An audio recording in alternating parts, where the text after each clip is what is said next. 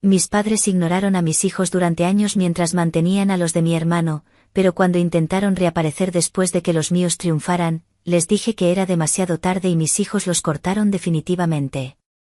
Habían pasado años desde la última vez que tuve una conversación real con mis padres. Y, de pronto, sin aviso alguno, decidieron llamarme, diciendo que querían reconectarse. No sabía qué esperar, pero lo que ocurrió al contestar el teléfono fue muy distinto a lo que imaginaba. Mis padres siempre fueron de ese tipo de personas que creen saberlo todo, tan seguros de sí mismos, tan convencidos de que su forma de ver la vida era la única correcta. Desde que tengo memoria, su cariño siempre estuvo reservado para mi hermano, el niño dorado de la familia. Él podía cometer cualquier error, meterse en cualquier problema, y aún así seguía siendo su orgullo. Y luego estaba yo, la que nunca fue suficiente. Pasé la mayor parte de mi vida adulta tratando de vivir a mi manera, criando a mis hijos lejos de su influencia. Mientras mi hermano permanecía cerca, disfrutando de su aprobación, mis hijos crecían independientes, inteligentes, con carácter. Justo lo contrario a lo que mis padres esperaban. No me di cuenta del todo hasta que observé que mis hijos estaban logrando más que los de mi hermano. Ahí entendí, mis padres siempre habían estado tan concentrados en su hijo perfecto, que jamás se dieron cuenta de todo lo que mis hijos estaban construyendo por sí mismos. Y ahora, me llamaban, como si nada, queriendo hacer parecer que todo estaba bien, como si los años de abandono y decepción pudieran borrarse con una simple llamada. Querían acercarse a mis hijos, actuar como si nunca los hubieran ignorado, como si no hubieran dejado claro una y otra vez que solo les importaban los nietos de su hijo favorito. Porque sí, ellos habían creado un fondo fiduciario para los hijos de mi hermano, mientras los míos no recibieron absolutamente nada. Durante años, nuestra comunicación se limitó a un «Feliz Navidad» o «Feliz cumpleaños» por mensaje. Pero el resentimiento crecía dentro de mí, y ya estaba cansada de fingir que no me afectaba. Aún así, esta vez era diferente. Su llamada, su tono emocionado, su repentino interés, era imposible ignorarlo. Actuaban como si todo pudiera volver a la normalidad. Mi madre habló con voz suave, como si fuera a compartir una gran revelación. Dijo que habían estado pensando en volver a involucrarse en la vida de los nietos. Que había pasado demasiado tiempo y que, ahora que los niños eran mayores, debían recuperar el tiempo perdido. Su tono sonaba tan entusiasta, tan falso, que el nudo en mi estómago se apretó. No supe qué decir. Mis hijos habían crecido, sí, y estaban mejor que nunca. Pero precisamente ese era el problema. Mis padres habían pasado toda su vida volcados en mi hermano, ignorando a mis hijos y sus logros. Nunca quisieron reconocerlos, mucho menos apoyarlos. Respiré hondo y le pregunté directamente qué era lo que realmente quería. Se quedó callada un momento, eligiendo cuidadosamente sus palabras, y luego soltó. Siempre hemos querido estar cerca, y ahora que tus hijos ya son grandes, sería lindo recuperar el tiempo perdido. Su tono despreocupado me encendió por dentro. Quise gritarle que fue ella, fueron ellos, quienes apartaron a mis hijos, quienes los hicieron sentir menos importantes, mientras idolatraban a mi hermano y a sus hijos. Mis hijos no olvidarían eso. Tienen orgullo. No permitirían que los manipularan, pero tampoco conocen toda la historia. No saben hasta qué punto mis padres menospreciaron a nuestra familia, creyendo que los otros nietos eran más dignos de su amor. Aún así, sabía lo que realmente se escondía detrás de esa llamada. No era arrepentimiento, era conveniencia. Ahora que mis hijos habían triunfado sin ayuda, que estaban superando a los nietos dorados, mis padres querían subirse al barco. El fondo que abrieron para los hijos de mi hermano seguía creciendo, pero mis hijos habían labrado su propio camino, sin favores, sin dinero, sin apoyo. Y eso, precisamente eso, era lo que más les dolía a mis padres. Les respondí que no sabía si mis hijos estaban preparados para eso. No habían olvidado cómo los trataron. Hubo silencio al otro lado de la línea. Luego mi madre dijo con aire altivo: bueno, a veces los hijos deben entender que los padres también cometen errores. Es hora de dejar el pasado atrás. No pude contener una risa amarga. ¿Tus errores, dices? Le respondí. Suspiró, molesta, y replicó que solo habían intentado ayudar. Y entonces colgué.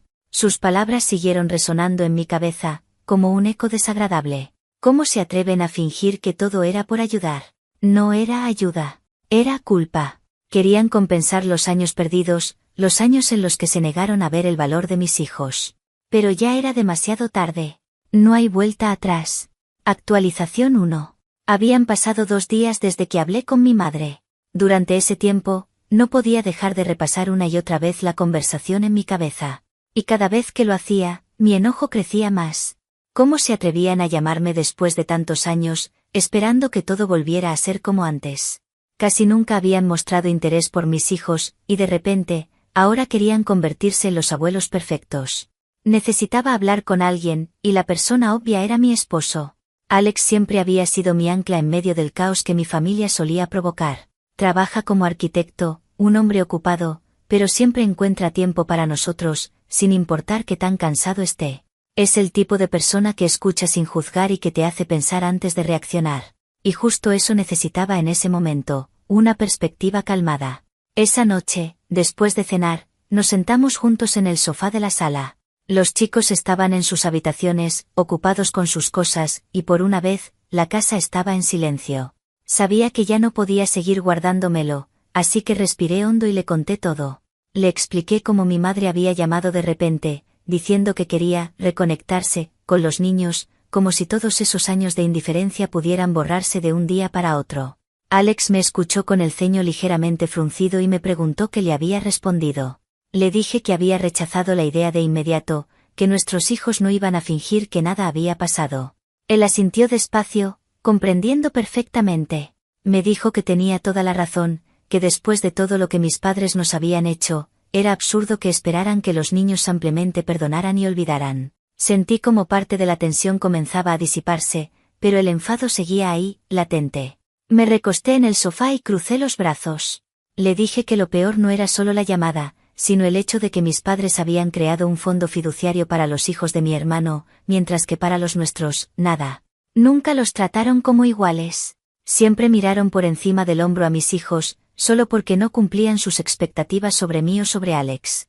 Y ahora, de pronto, querían fingir que eran los abuelos amorosos.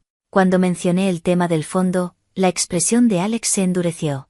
Dijo que era una injusticia total, que era evidente que mis padres solo querían acercarse ahora porque veían que nuestros hijos estaban triunfando, no porque realmente los quisieran. Volvía a sentir, sintiendo como la rabia hervía por dentro. Pero entonces, Alex puso su mano sobre mi hombro y, con esa calma que siempre lo caracteriza, me dijo que no podíamos seguir guardando todo eso en silencio. Que lo mejor sería hablar con los chicos, contarles lo que estaba pasando y ver qué opinaban ellos. No se me había ocurrido involucrarlos directamente, pero tenía razón. Ellos tenían derecho a decidir. Tras un largo silencio, suspiré y acepté. Esa misma noche, cuando terminaron la tarea y cenamos, los reuní en la sala. Se sentaron frente a mí, con una mezcla de curiosidad y cautela en el rostro. Sabían que algo pasaba. Comencé preguntándoles si recordaban que mis padres y yo nunca habíamos tenido una buena relación. Ambos asintieron. Entonces les conté que mis padres me habían llamado, diciendo que querían reconectarse con ellos, recuperar el tiempo perdido y empezar de nuevo. Jaque, el más directo, puso los ojos en blanco y dijo: ¿En serio? ¿Después de todos estos años? Le devolví una sonrisa triste y asentí.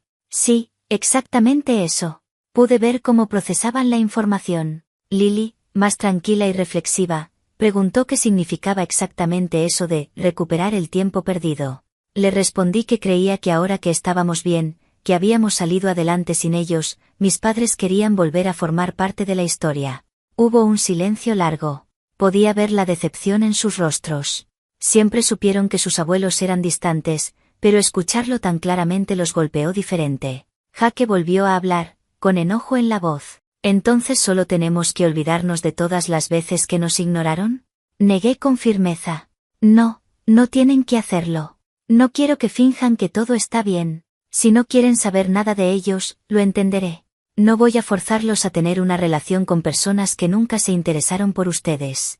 Jaque miró a su hermana, y luego me miró otra vez. Dijo que no lo sabía, pero que seguía molesto por la forma en que nos habían tratado.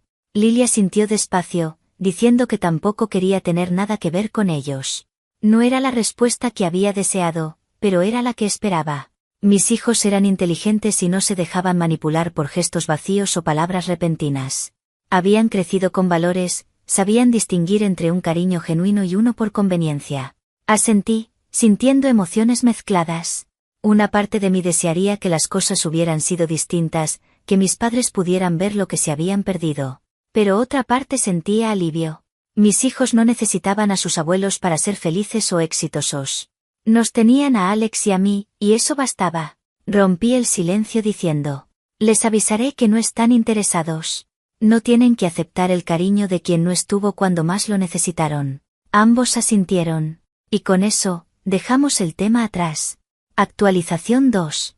Ya que muchos pedían un poco de contexto, aquí va. Cuando mis hijos tenían alrededor de 8 y 10 años, descubrí algo que me hizo hervir la sangre. Mis padres, quienes siempre habían sido fríos y distantes, habían creado en secreto un fondo fiduciario para los hijos de mi hermano. Para los míos, nada. Ni una sola moneda. Recuerdo el momento exacto en que lo supe. Sentí que el corazón se me hundía. En ese entonces, ya me dolía que mis padres apenas reconocieran los cumpleaños de mis hijos.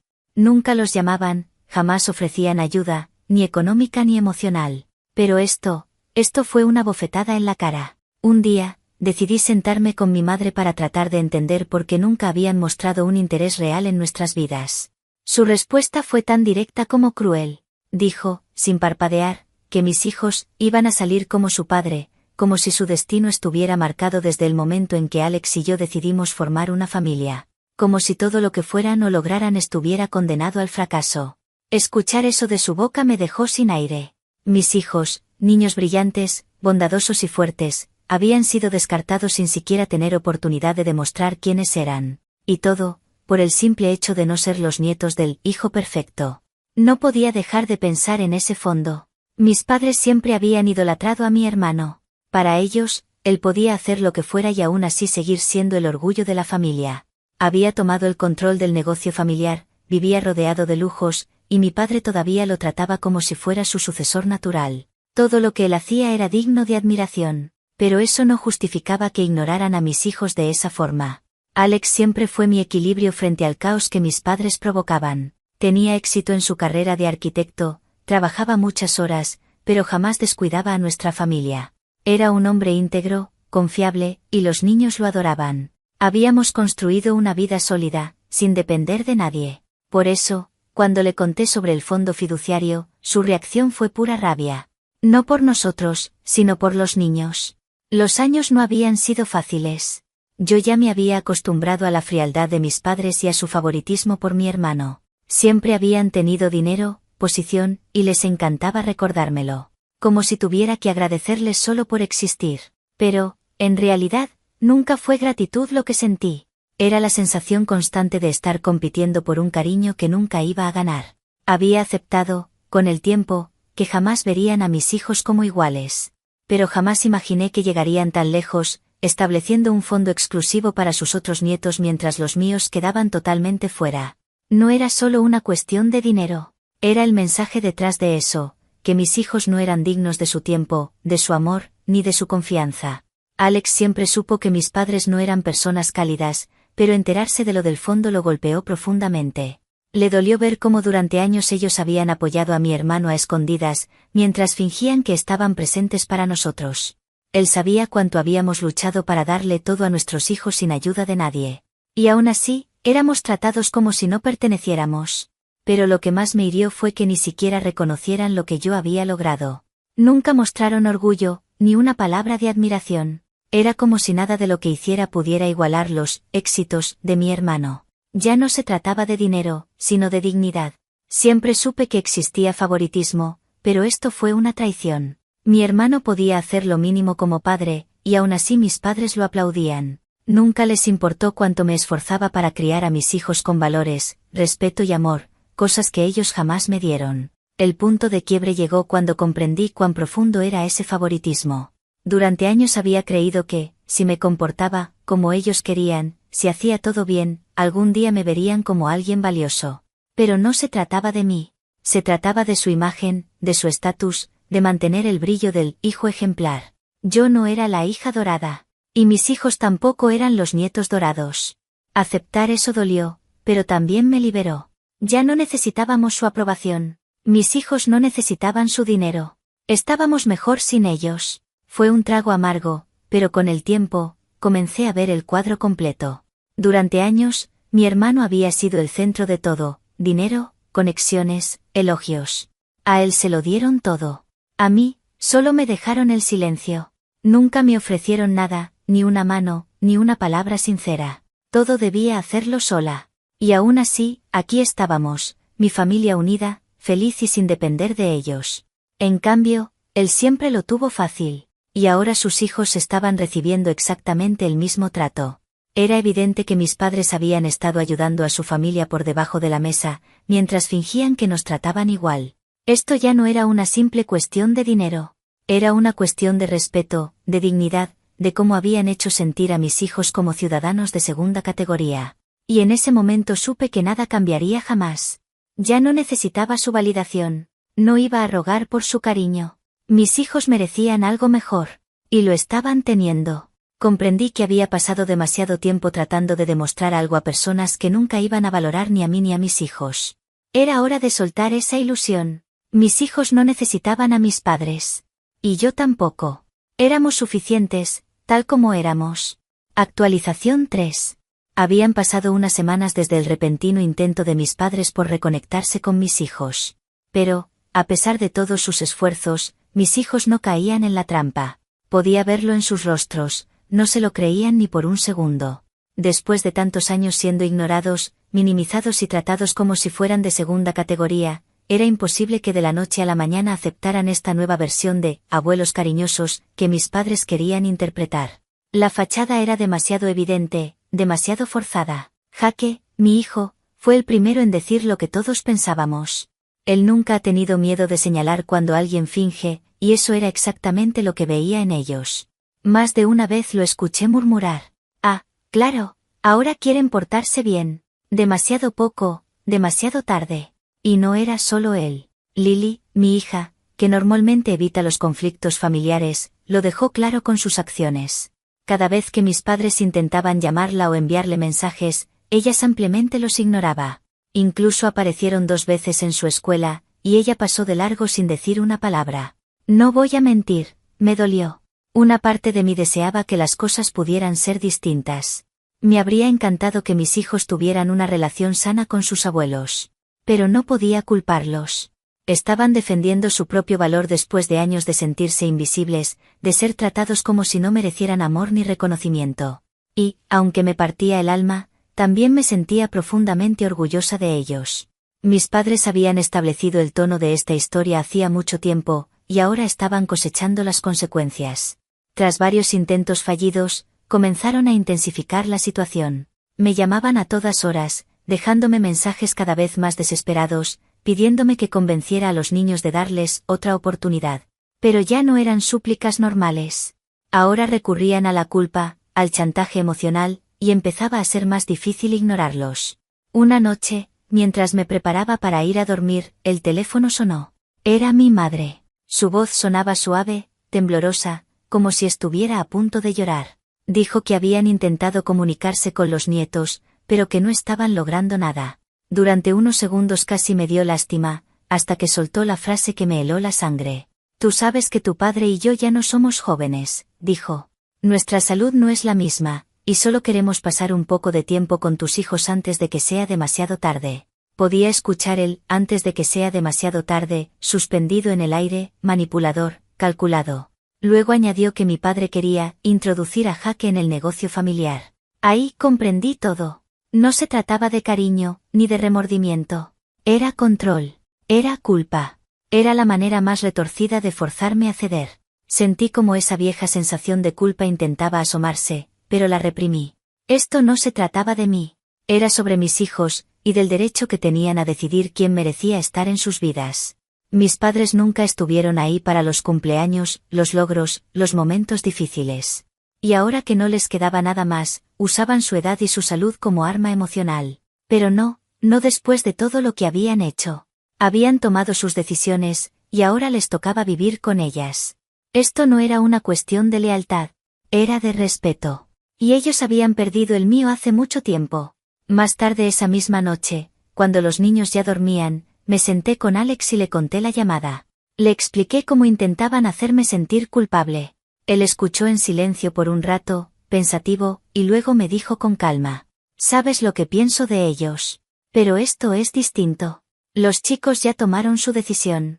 Han pasado por suficiente. No puedes forzarlos a perdonar. Y no deberían hacerlo. Tenía razón. Crecí creyendo que la familia lo era todo, que había que perdonar siempre, pero esa lealtad se había vuelto una cadena. Y los más heridos habían sido mis hijos. Al día siguiente, hablé con ellos. Quería asegurarme de que entendieran que tenían todo mi apoyo, fuera cual fuera su decisión. Jaque estaba en el sofá, con los auriculares colgando del cuello. Ni siquiera levantó la vista cuando me senté a su lado, sabía perfectamente de qué quería hablar. Suspiró y dijo: Mamá, no lo entiendo. ¿Por qué creen que pueden aparecer así y esperar que todo esté bien? No les importamos cuando éramos niños, y ahora de repente quieren fingir que somos parte de la familia. Lily, que escuchaba desde el pasillo, se acercó y se unió a nosotros. Su voz era tranquila, pero firme.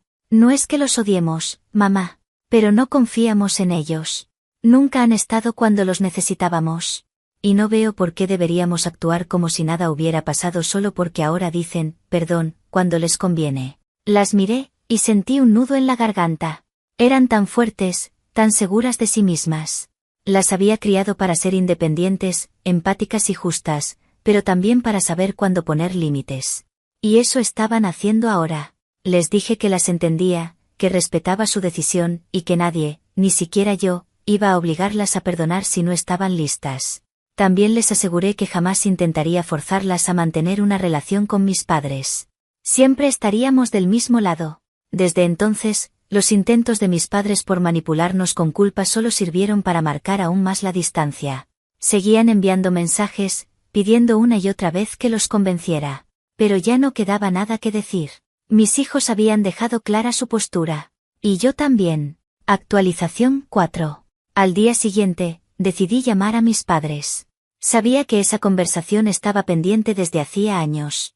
Cuando contestaron el teléfono, no perdí tiempo con saludos vacíos. Fui directa al punto, sin rodeos. Les conté exactamente lo que Jaque y Lily habían dicho.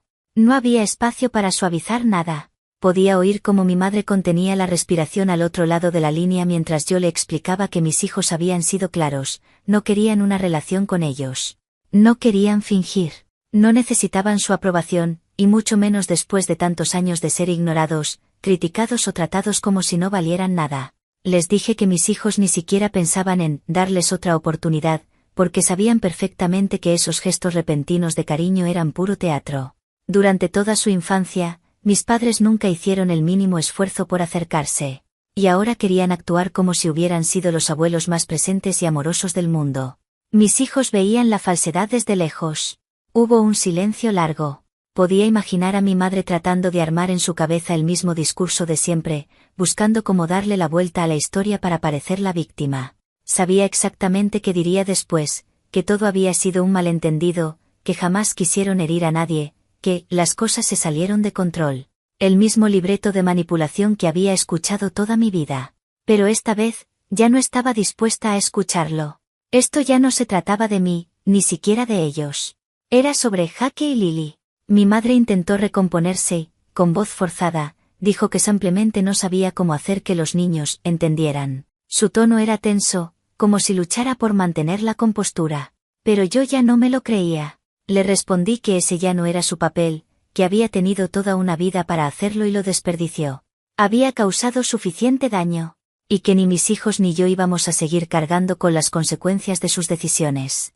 Después de eso, reinó un silencio incómodo. Podía sentir que mis palabras les habían dolido, pero no pensaba retroceder. Habían tenido décadas para actuar con amor y respeto, y no lo hicieron. Ahora era demasiado tarde. Cerré la conversación con frialdad, sin añadir nada más.